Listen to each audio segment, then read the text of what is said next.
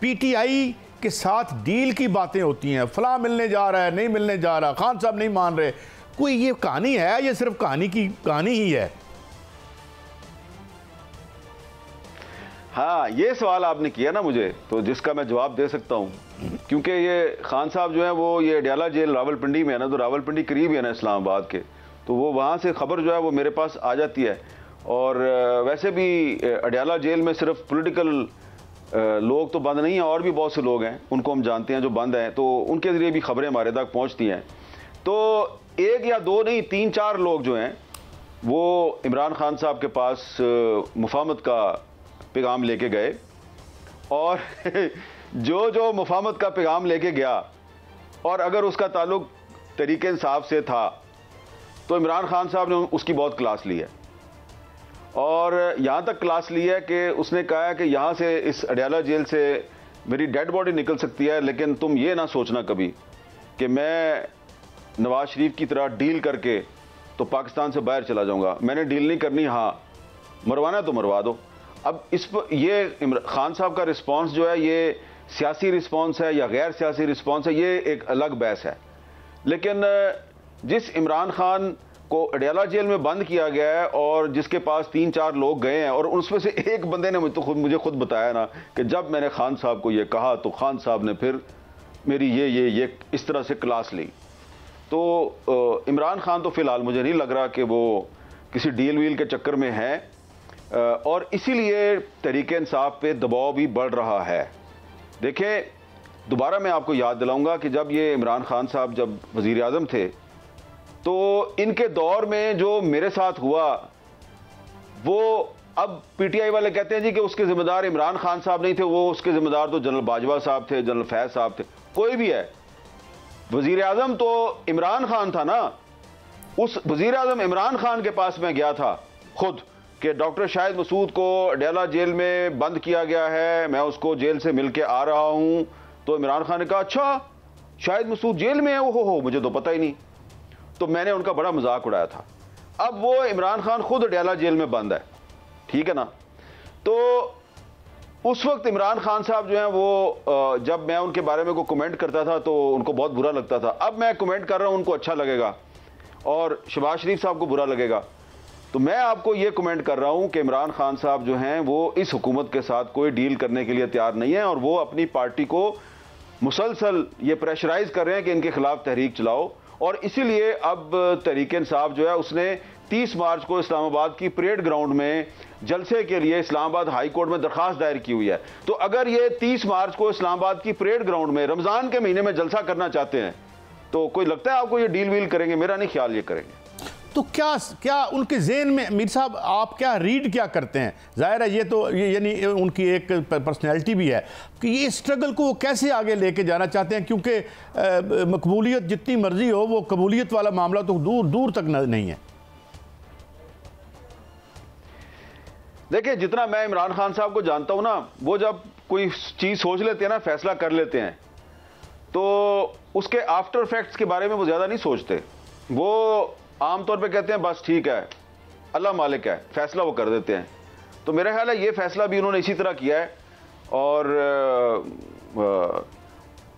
जो डील का पैगाम लेके गए थे उनको उन्होंने यही कहा कि यार आप मेरी फिक्र ना करें, मेरा अल्लाह मालिक है।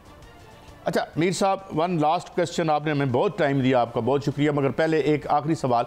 ये मियाँ साहब जो पंजाब काबीना में बैठे हैं, तो डू यू थिंक कि इसको इग्नोर कर देना चाहिए और अदालत में जाके इसको बहुत ज़्यादा इशू बनाना ज़रूरी था, या उन्हें नहीं बैठना चाहिए था? आपकी क्या राय है? काजी साहब, पहले मुझे आप ये बताएं कि आप चाहते क्या हैं।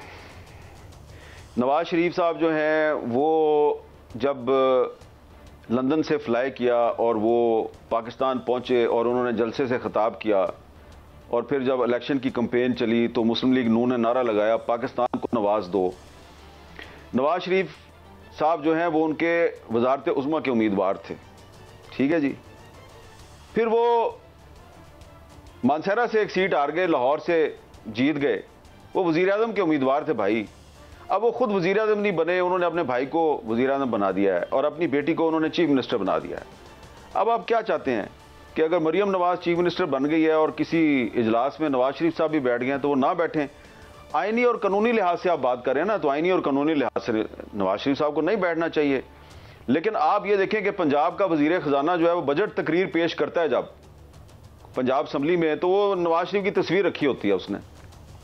तो ये उनकी अकीदत है अपनी पार्टी के साथ। अब ये जो अकीदत है ये आइन और कानून के मुताबिक दुरुस्त है या नहीं है, लेकिन ये एक पॉलिटिकल जेस्चर है। नवाज शरीफ साहब को काबीना के इजलास में बैठाना एक सियासी पैगाम है कि भाई पंजाब में तो नवाज शरीफ की हुकूमत है। ये उन्होंने पैगाम दिया है इस्लामाबाद वालों को, जहां पे कि शायद कुछ लोगों का ख्याल है कि नवाज शरीफ की हुकूमत नहीं है, किसी और की हुकूमत है। तो अगर उन्होंने एक सियासी पैगाम दिया है तो आपको इस पर क्या एतराज़ है? अगर कोई इतराज है तो आप मुझे बता दें। I agree with you, it's a non issue, बिला वजह इसको हाइप देने की कोशिश की जा रही है। मीर साहब, ये जो अभी हम KPK की तरफ थोड़ा बढ़ते हैं, उनका एक वारंट निकला है मजिस्ट्रेट साहब ने, तो वो आए भी थे, CM साहब मिले भी थे PM साहब से, तो क्या ये माजराई आगे बढ़ेगी और इस हुकूमत के बारे में बातें हो रही हैं, गवर्नर राज की बातें हो रही हैं, पहले तो क्या ये एडवाइजेबल होगा और क्या ये होने जा रहा है आपके ख्याल में?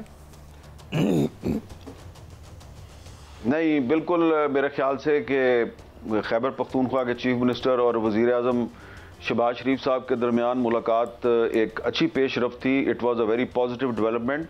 लेकिन उसके बाद जो वारंट गिरफ्तारी जारी हुआ है, मुझे लगता ये है कि ये वारंट गिरफ्तारी दरअसल उस मुलाकात को सबूताज करने की कोशिश है, क्योंकि ये इतना ज़रूरी नहीं है। एक तरफ तो इमरान खान साहब जो हैं वो तोड़ फोड़ के और हंगामा राई के मुकदमात में उनको बरी किया जा रहा है। कल भी 2 मुकदमात में वो बरी हुए थे, आज भी वो 2 मुकदमात में बरी हो गए हैं। पिछले 24 घंटे में इमरान खान पे 4 मुकदमे ख़त्म हो गए हैं, 4 मुकदमों में वो बरी हो गए हैं। और दूसरी तरफ आप खैबर पख्तूनख्वा के चीफ मिनिस्टर जो हैं उनके खिलाफ वारंट गिरफ्तारी जारी करवा रहे हैं। तो आपको अगर उनसे कोई प्रॉब्लम है तो उनके साथ बात करें, जैसा कि शहबाज शरीफ साहब ने उनसे बात की है। तो मेरा ख्याल है कि अगर पंजाब से खैबर पख्तूनख्वा के वज़ीर आला के वारंट गिरफ्तारी जारी होंगे तो इससे पाकिस्तान के वफाक की जो 4 इकाइयाँ हैं उनके जो बाहमी ताल्लुकात हैं वो उन पर असर पड़ेगा और मरकज़ और सूबे के दरमियान जो कशीदगी है उसमें इजाफा होगा। मेरा ख्याल है कि ये बहुत बदकिस्मती की बात है।